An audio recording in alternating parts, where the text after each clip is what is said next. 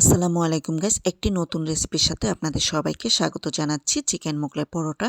তো মূল রেসিপিতে চলে যাচ্ছি। প্যানে পরিমাণ মতো তেল দিচ্ছি, পেঁয়াজ বাটা অ্যাড করছি, আদা রসুন বাটা অ্যাড করছি, কাঁচামরিচ বাটা অ্যাড করছি, হলুদ গুঁড়া অ্যাড করছি, টমেটো পেস্ট অ্যাড করছি, জিরা গুঁড়া অ্যাড করছি, গরম মশলা অ্যাড করছি, গোলমরিচ অ্যাড করছি, স্বাদ মতো লবণ অ্যাড করছি। তারপরে একটু সময় নিয়ে ভালোভাবে মশলাটাকে কষিয়ে নিচ্ছি। কষানো হয়ে গেলে এই পর্যায়ে এখানে চিকেনটা অ্যাড করে দিচ্ছি। তবে মোগলাই পরোটার চিকেনটা আমি একটু কিউব করে কেটে নিয়েছি, এতে করে মোগলাই পরোটার শেপটা খুবই সুন্দর আসবে। সো যাই হোক, এই পর্যায়ে এখানে অল্প একটু পানি দিয়ে তারপর চিকেনটাকে ঢেকে আমি একটু সময় নিয়ে রান্না করে নিচ্ছি।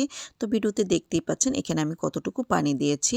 এই পর্যায়ে চুলার আঁচটা থাকবে মিডিয়ামে রেখে তারপর আমি ফুল চিকেনটাকে রান্না করে নিচ্ছি। যখনই পানিটা শুকিয়ে আসবে এই পর্যায়ে চিকেনটা চুলা থেকে নামিয়ে নিচ্ছি।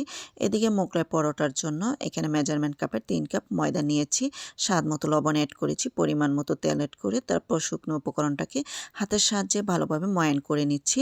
ময়ান করা হয়ে গেলে অল্প অল্প পানি দিয়ে মোগলাই পরোটার ডোটাকে মথে নিচ্ছি। মথা হয়ে গেছে।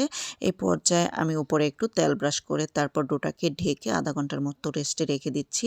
এদিকে মোগলাই পরোটার ব্যাটারটা রেডি করে নিচ্ছি। এখানে বেশ কিছু পেঁয়াজ কুচি নিয়েছি, কাঁচামরিচ কুচি নিয়েছি, ধনেপাতা কুচি নিয়েছি, 2টি ডিম অ্যাড করেছি, টোস্ট বিস্কিটের গুঁড়া অ্যাড করেছি, ম্যাগি মশলা অ্যাড করেছি, এখানে চিকেন কিমাটা নিয়েছি, স্বাদ মতো লবণ অ্যাড করে তারপর ব্যাটারটা ভালোভাবে মিক্সড করে নিচ্ছি। তবে আপনারা চাইলে এখানে ব্রেড ক্রাম্বসটাও অ্যাড করতে পারেন। সো আমি আধা ঘন্টা পর আবারও ফিরে আসছি। ডোটাকে ভালোভাবে লম্বা একটা শেপ দিয়ে তারপর এখানে বেশ কিছু লেচি কেটে নিয়েছি। আমি একটা লেচি নিয়ে তারপর আমি মোগলাই পরোটা রুটিটা বেলে দেখিয়ে দিচ্ছি যে আমি এখানে কিভাবে পাতলা একটা শেপ দিয়েছি। তারপর যে ব্যাটারটা রেডি করে নিয়েছি এই ব্যাটারটা আমি মাঝখানে দিয়ে দোকানের মতন একদম পারফেক্ট একটা মোগলাই পরোটার ভাঁজ দিয়ে আপনাদেরকে দেখিয়ে দিচ্ছি যে এখানে আমি কিভাবে ভাঁজটা দিয়েছি।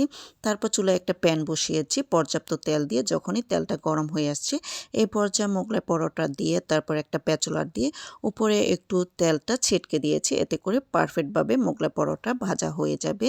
তো সেকেন্ডবার আবারও আমি এখানে মোগলাই পরোটার শেপটা দিয়েছি, তারপর মাঝখানে ব্যাটারটা দিয়ে আমি আবার সেকেন্ডবার মোগলাই পরোটার ভাঁজটা দিয়ে আপনাদেরকে দেখিয়ে দিচ্ছি যে কিভাবে আমি এখানে ভাঁজটা দিয়েছি। তারপর প্যানে আমি আবার এই সেকেন্ডবার মোগলাই পরোটাটা ভেজে নিচ্ছি। সো আমি উল্টিয়ে পাল্টিয়ে ভেজে দেখিয়ে দিচ্ছি। তবে আমার মোগলাই পরোটাটা ভিডিওতে দেখতেই পাচ্ছেন ফুলে ডাবল হয়ে গেছে। তো ভাজা হয়ে গেলে এই পর্যায়ে পরোটাটা নামিয়ে তারপর দোকানের মতন পারফেক্টভাবে আমি একটা শেপ দিয়ে মোগলাই পরোটাটাকে কেটে নিচ্ছি। কেটে তারপর একটা প্লেটে টমেটো সসের সাথে মোগলাই পরোটাটা সার্ভ করে আপনাদের সাথে শেয়ার করছি। ধন্যবাদ।